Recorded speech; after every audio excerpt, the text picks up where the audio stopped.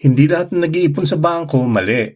At mas lalong hindi lahat na nag-MP2 tama ang timing. Kung nalilito ka kung alin ang mas bagay sa'yo, makinig ka. Para sa kaalaman lamang hindi personal na payong pinansyal, affiliate products in the shelf below. Marami ang nagtatalo. Sayang sa bangko, mababa ang interest. MP2 na agad, mas malaki ang kita. Pero ang totoo, hindi ito laban ng alin ang mas magaling. Ito ay laban ng timing. Unahin natin ang bangko kasi dito madalas nagkakamali ang maraming tao. Lalo na yung mga gustong ayusin ang pera nila pero nadadala ng hype sa investment. Maraming nagsasabi, sayang lang ang pera sa bangko, ang baba ng interest. At totoo naman yan, mababa talaga ang interest ng bangko. Pero ito ang tanong, para ba talaga sa tubo ang bangko? Hindi ka naglalagay ng pera sa bangko para yumaman. Hindi ito ang lugar kung saan lalaki ng mabilis ang pera mo. Kung ang goal mo ay yumaman agad, maling tool talaga ang bangko para doon. Nilalagay mo ang pera sa bangko para protektahan ang sarili mo kapag may biglang nangyari. Para may masasandalan ka kapag hindi nasunod ang plano. Para hindi ka tuluyang mabasag kapag tinamaan ka ng problema. Examples, una bigla kang nagkasakit o ang kapamilya mo at kailangan mo ng pera ngayon, hindi next year. Pangalawa, bigla kang nawala ng trabaho o na-lay off ka o nabawasan ang oras mo o yung pasok ng kita. Pangatlo, nasira yung motor mo, yung cellphone, laptop o anumang gamit na kailangan mo para kumita araw-araw. Pang-apat, may emergency na hindi planado pero hindi mo pwedeng ipagpaliban. Kapag ang pera mo ay nasa bangko, may oras kang mag-isip. Hindi ka nagdidesisyon dahil sa takot. Madali mo siyang makukuha kapag kailangan mo. Walang hinihintay na maturity, walang lock-in period, walang penalty kapag kinailangan mo agad. Hindi mo kailangan mangutang na may mataas na interest. Hindi mo kailangan manghiram at ma-awkward sa ibang tao. Hindi mo kailangan magpanik o gumawa ng padalos-dalos na desisyon. Hindi mo kailangan isakripisyo ang long-term plans mo dahil lang sa isang biglaang problema. Ang bangko ay hindi investment. Insurance siya laban sa chaos. Siya ang sumasalo sa iyo kapag nagkagulo ang plano, kapag sabog ang budget, at kapag kailangan mo ng proteksyon bago ka muling bumangon.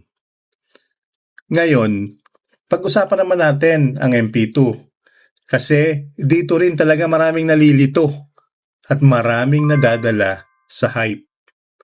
Maririnig mo kasi madalas mas mataas ang kita sa MP2 kaysa sa bangko. At totoo yan, mas mataas talaga ang potensyal ng MP2. Pero ang tanong, anong klase ng pera ang bagay sa MP2? Ang MP2 ay hindi para sa emergency. Hindi ito yung perang huhugutin mo kapag may biglang nangyayari bukas o sa susunod na buwan. Hindi ito yung pera na kailangan mong ma-access agad kapag nagkasakit, nawalan ng trabaho o may bigla ang gastos na hindi mo inaasahan. Ito ay para sa long-term goals, para sa mga planong hindi mo kailangan ngayon. Pero gusto mong maabot sa mga susunod na taon. Halimbawa, pang down payment sa bahay, pangpuhunan sa negosyo sa hinaharap, sa educational fund ng anak mo, o simpleng ipon para sa mas maayos na buhay pagkatapos ng ilang taon.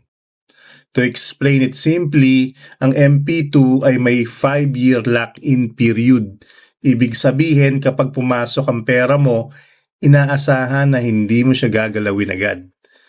Oo, pwede siyang i-withdraw in certain cases, pero hindi yun ang design niya. Hindi siya ginawa para maging galaw ng galaw. Ang kikitain mo dito ay dividends at mahalagang tandaan, hindi guaranteed ang rate of interest nito taon-taon.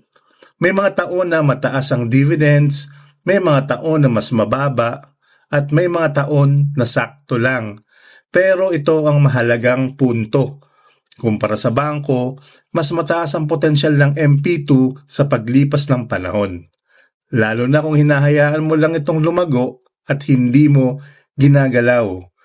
Dito pumapasok ang disiplina.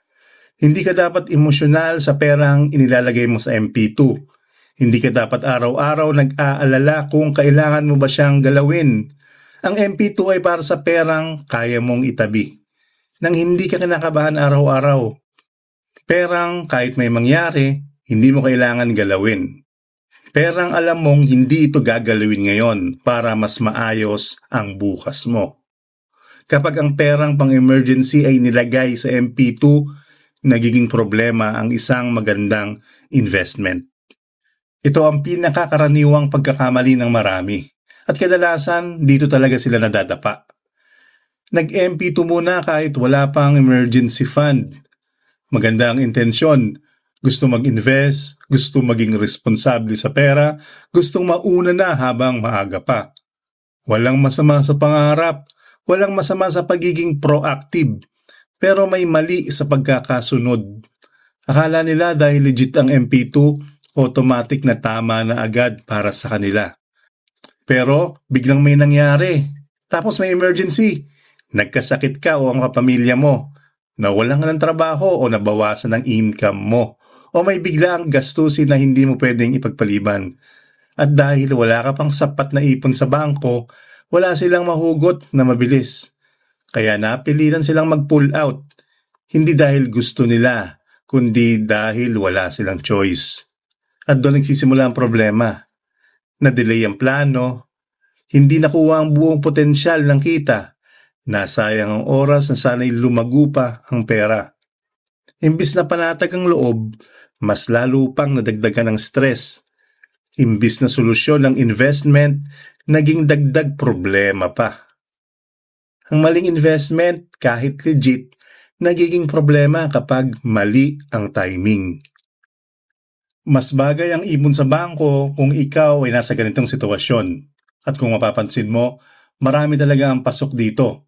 Kung wala ka pang emergency fund, ibig sabihin, isang problema ka lang ang layo bago maubos ang pera mo. Isang sakit, isang aksidente, isang biglaang gastos. At kapag dumating yon, ang tanong, hindi kung kaya mo ba, kundi saan ka kukuha. Kung irregular ang income mo, freelance, commission-based, project-based, o paiba-iba ang kita buwan-buwan, mas mahalaga ang liquidity kaysa kita. Mas mahalaga ang perang madaling kunin kaysa perang mataas ang tubo pero hindi mo mahahawakan kapag kailangan.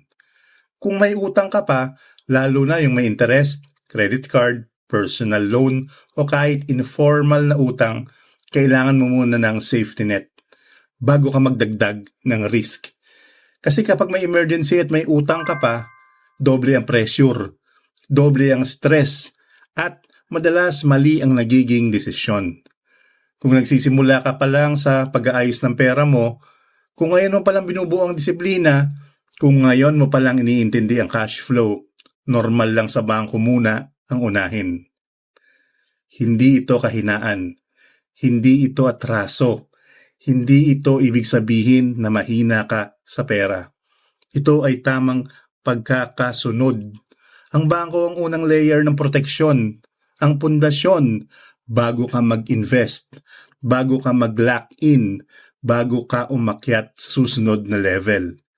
Dahil kapag matibay ang pundasyon, mas matatag ang buong sistema. Mas bagay ang MP2 kung ikaw ay nasa puntong handa ka na para sa long term. Hindi lang handa sa isip, kundi handa sa sistema. Kung may emergency fund ka na kahit 1 o 2 buwan ng basic expenses mo, ibig sabihin hindi ka na one problem away sa panic. May buffer ka na, may hinga ka na, may oras kang mag-isip bago magdesisyon. At dahil doon, hindi mo kailangang galawin ang investment mo kapag may biglang nangyari. Kung stable ang income mo, may regular na pumapasok na kita buwan-buwan, mas kayang mong mag-commit sa perang hindi mo gagalawin agad. Hindi ka nakaasa sa isang cut-off. Hindi ka umaasa sa isang bonus. May consistency ang cash flow mo. Kung may malinaw kang long-term goal, halimbawa pang education ng anak mo, pang retirement, o simpleng future security, Mas nagiging malinaw kung bakit ka nag-i-invest, hindi lang kung saan. Dahil ang investment na walang malinaw na dahilan, madaling bitawan. Kung hindi ka emotionally attached sa pera, hindi ka madaling matukso na galawin ito. Kahit may ingay ang paligid, kahit may balitang pabago-bago ang dividends, kahit may nagsasabing may mas magandang investment sa ngayon. Dito, nagiging mas makapangyarihan ang MP2. Hindi dahil sa laki ng kita, hindi dahil sa hype, kundi dahil tama ang timing at handa ang sistema mo. Kapag handa ang sistema, ang oras ang kumikilos para sa iyo. Hindi masama ang MP2. Hindi rin masama ang bangko. Masama ang maling timing. Financial literacy is knowing what comes first. Kung gusto mo pang matutong mag-ipon at mag-invest base sa sitwasyon mo, hindi sa hype, welcome ka dito sa The Brown Investor.